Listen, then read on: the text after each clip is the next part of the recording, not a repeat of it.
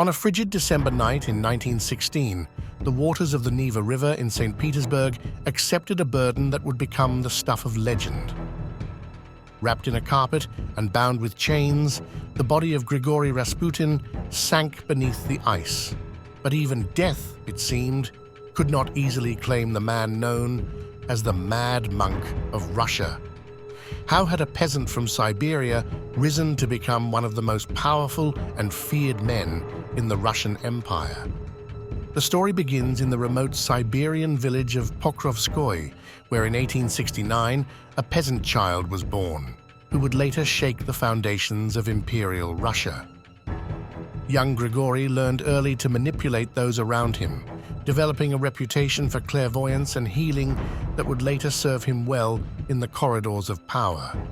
But as we'll soon discover, these supposed gifts masked a darkness that would eventually consume not only Rasputin himself, but the entire Romanov dynasty. What transformed this untutored peasant into the most influential man in Russia? The answer lies in a twist of fate that would have seemed impossible in the rigid social hierarchy of Imperial Russia. In 1905, Rasputin was introduced to Tsar Nicholas II and his wife Alexandra at a crucial moment. Their only son and heir, Alexei, suffered from hemophilia, a potentially fatal blood disorder. When Rasputin appeared to ease the boy's suffering through what he claimed was divine intervention, he gained an unshakable hold over the desperate parents that would last until his death. But the power Rasputin wielded came at a terrible price for Russia. As we'll explore later, his influence over the royal family, particularly the Tsarina Alexandra, would contribute to a chain of disastrous political decisions that helped push the empire toward revolution. Ministers were hired and fired at his whim, while his debaucherous behavior scandalized Russian society and undermined faith in the monarchy. Consider the horrifying accounts of Rasputin's notorious orgies held in the midst of World War I, while Russian soldiers died by the thousands at the front. Witnesses described scenes of wild debauchery, with aristocratic women and society girls drawn into what he called holy ceremonies that were anything but sacred. Was this the behavior of a holy man or something far more sinister? The answer, as we'll see, lies somewhere in the shadowy realm between religious ecstasy and calculated manipulation. Perhaps most disturbing was Rasputin's ability to bend the will of others to his own.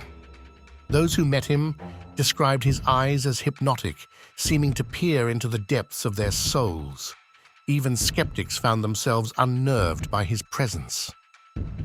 What power did this unkempt peasant possess that could make princesses and politicians tremble? As we'll discover, his influence extended far beyond mere charisma. The turning point came during World War I, when Tsar Nicholas II left to command the armies at the front, leaving Alexandra and, by extension, Rasputin effectively in charge of the government. What followed was a period of unprecedented chaos in Russian administration. Government ministers were appointed and dismissed based on Rasputin's drunken whims, while he sold political favors to the highest bidders, accumulating vast wealth in the process. But it wasn't just political corruption that made Rasputin dangerous. His behavior became increasingly erratic and violent. He would sexually assault women who came seeking his blessing, threaten those who opposed him with divine retribution, and boast that Russia's fate rested in his hands alone. "When I die," he famously proclaimed, "the Tsar will soon lose his crown." Was this the ravings of a madman, or did Rasputin possess genuine prophetic powers? The stories of his supernatural abilities continue to fascinate historians. How did he accurately predict the outbreak of World War I? Some suggested he possessed genuine healing powers, while others believed he used hypnosis or even employed hidden medical knowledge learned from Siberian shamans. By 1916, Rasputin's influence had become so toxic that a group of nobles decided he had to die for Russia to survive. Led by Prince Felix Yusupov, they hatched an elaborate assassination plot. What followed would become one of history's most extraordinary murder tales, one we'll explore in detail later. Rasputin survived enough poison to kill several men, multiple gunshot wounds, and a severe beating before finally succumbing to drowning in the Neva River. The details of that fatal night remain controversial. According to Yusupov's account, Rasputin consumed enough cyanide-laced wine and cakes to kill 5 men, yet showed no ill effects. Shot multiple times and left for dead, he somehow revived and attempted to escape into the snow. When his body was recovered days later, water in his lungs proved he had still been breathing when thrown into the river.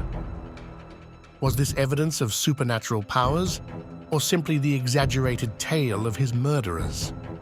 But perhaps the most chilling aspect of Rasputin's story was his posthumous influence. His prophecy about the Tsar's fate proved eerily accurate. Within months of his death, the February Revolution forced Nicholas II to abdicate, and in July 1918, the entire royal family was executed by Bolshevik forces. Had Rasputin truly foreseen their fate, or had his own actions helped bring about the very catastrophe he predicted? The impact of Rasputin's brief reign of influence extended far beyond the fall of the Romanovs.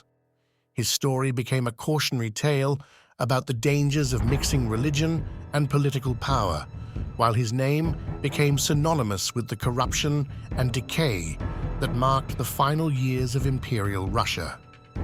Even today, the term Rasputin is used to describe shadowy figures who manipulate those in power for their own ends. Modern historians continue to debate Rasputin's true nature.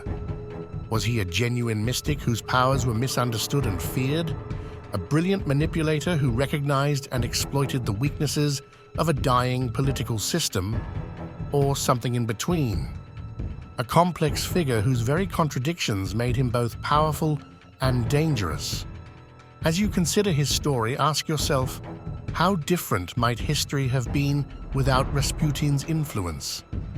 Could the Romanov dynasty have survived without his toxic presence at court? The answers to these questions reveal much about the fragility of political systems and the power of charismatic individuals to shape historical events. His influence on popular culture has been equally enduring. From films and books to songs and video games, Rasputin's story continues to captivate audiences worldwide. What is it about this Siberian peasant that continues to fascinate us more than a century after his death? Perhaps it's the way his story combines elements of mysticism, power, sex, and violence into a narrative that seems almost too extraordinary to be true. Today, as we grapple with questions about the relationship between religion, power, and politics, Rasputin's story remains surprisingly relevant. His ability to manipulate public opinion, exploit institutional weaknesses, and bend powerful figures to his will offers lessons that resonate in our own era of influencers and power brokers. The final irony may be that Rasputin's greatest legacy was not the chaos he created in life, but the changes his actions helped bring about after his death. The scandals surrounding him contributed significantly to the collapse of public faith in the Romanov dynasty, helping pave the way for the Russian Revolution and the birth of the Soviet Union. In death, as in life, Rasputin's influence extended far beyond what anyone might have expected from a simple Siberian peasant. Did Rasputin genuinely possess mystic powers, or was he simply a brilliant manipulator? Let us know what you think in the comments, and don't forget to subscribe to the channel if you'd like to see more videos like these.